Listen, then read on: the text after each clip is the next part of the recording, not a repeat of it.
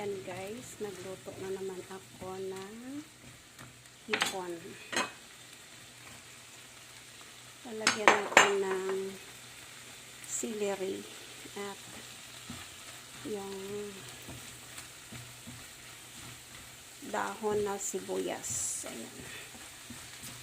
Malasa na po yan guys kasi tinimplahan ko siya. Yan.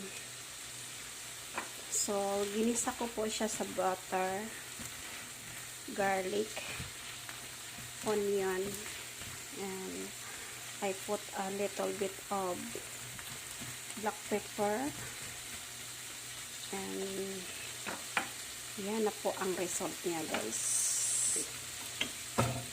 So,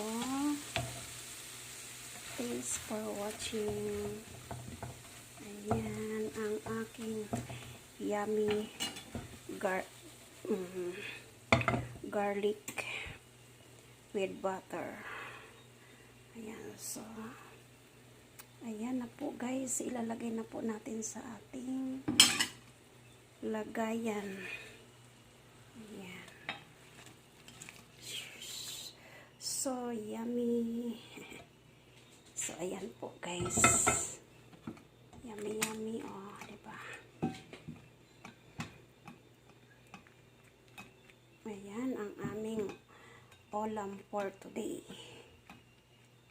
Oh, diba? So yummy. Let's eat. Thanks for watching. Bye bye. Have a nice day everyone. God bless.